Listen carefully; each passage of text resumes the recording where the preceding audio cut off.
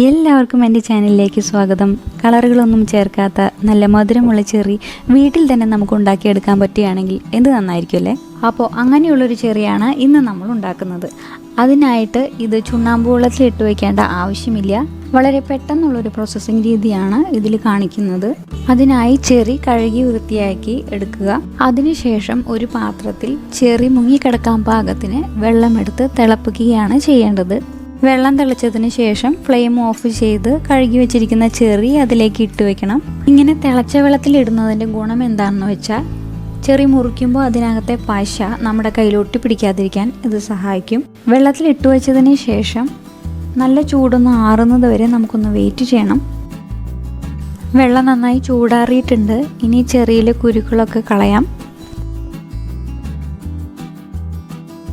ഒരു കുരു പോലും ഇല്ലാത്ത വിധത്തിൽ വേണം ഇതിൻ്റെ കുരു കളയാൻ. ഇല്ലെങ്കിൽ ഇത് ഉണ്ടാക്കി കഴിയുമ്പോൾ ഇതിന് കയ്പ്പരസം വരാൻ സാധ്യതയുണ്ട്. അപ്പോൾ അതെല്ലാവരും പ്രത്യേകം ശ്രദ്ധിക്കണം. അതുപോലെ തന്നെ ഈ കുരു ഇരിക്കുന്ന ഭാഗത്ത് തന്നെ പശ ഇങ്ങനെ ഇരിക്കുന്നത് കാണാം. അത് ഒട്ടിപ്പിടിക്കുകയൊന്നുമില്ല നമ്മൾ ചൂടുവെള്ളത്തിൽ ഇട്ടത് കാരണം.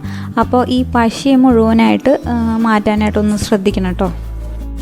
ഹാർഡായിട്ടുള്ള ചെറിയാണ് ഇങ്ങനെ ഉണ്ടാക്കാൻ നല്ലതെങ്കിലും നമ്മൾ ആർട്ടിഫിഷ്യലായിട്ടുള്ള കളറൊന്നും ചേർക്കാത്തത് കൊണ്ട് ഇതുപോലെയുള്ള പഴുത്ത ചെറി ചേർക്കുന്നത് നമ്മുടെ റെസിപ്പിക്ക് നല്ല കളർ കൊടുക്കാനായിട്ട് സഹായിക്കും.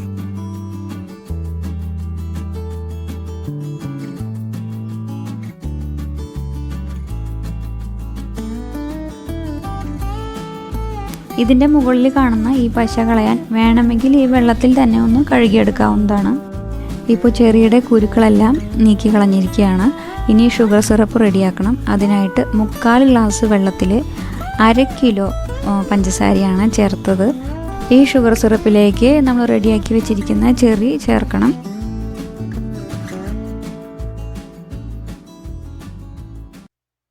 ഇനി ഇത് വേവിക്കേണ്ട ആവശ്യമില്ല. 5 മിനിറ്റ് ചെറിയ തീയിൽ നന്നായി ഒന്ന് ഇളക്കിയിട്ട് ചൂടായാൽ മാത്രം മതി. ഒന്ന് ചൂടാകുമ്പോഴേക്കും സിറപ്പിൻ്റെ നിറം മാറി വരുന്നത് നിങ്ങൾക്ക് കാണാം. ഇതുണ്ടാക്കി 2 ദിവസം കഴിയുമ്പോഴാണ് ഇതിൻ്റെ പുളിയൊക്കെ മാറി നല്ല മധുരമൊക്കെ ആയി നല്ല ടേസ്റ്റ് ഉണ്ടാവുക. അപ്പോൾ 2 ദിവസം കഴിഞ്ഞെടുത്താലും മതി. ഫ്രിഡ്ജിൽ വേണം ഇത് സൂക്ഷിച്ച് വെക്കാൻ. ഇപ്പോൾ നമ്മുടെ ചെറി നന്നായി ചൂടായിട്ടുണ്ട്. ചെറി സിറപ്പ് നല്ല ചുവന്ന നിറത്തിൽ വന്നിട്ടുണ്ട്. ഇതാണ് നമ്മുടെ പാകം. ഇനി ഇത് നമുക്ക് തണുക്കാൻ വെക്കണം. അപ്പോൾ നമ്മുടെ ഈസി ടേസ്റ്റി സ്വീറ്റി ചെറി വീട്ടിൽ ഉണ്ടാക്കിയെടുത്തിരിക്കുകയാണ്. കടയിൽ നിന്ന് വാങ്ങിക്കുന്ന ചെറി ആയിട്ട് ഇതിനെ കമ്പയർ ചെയ്യാൻ പറ്റില്ല. കാരണം ഇതിൻ്റെ ടേസ്റ്റിൻ്റെ ലെവലേ വേറെയാണ്. അപ്പോൾ എല്ലാവരും ട്രൈ ചെയ്യുക. ഇഷ്ടപ്പെട്ടാൽ ലൈക്ക് ചെയ്യുക, ഷെയർ ചെയ്യുക, സബ്സ്ക്രൈബ് ചെയ്യാനും മറക്കരുത്.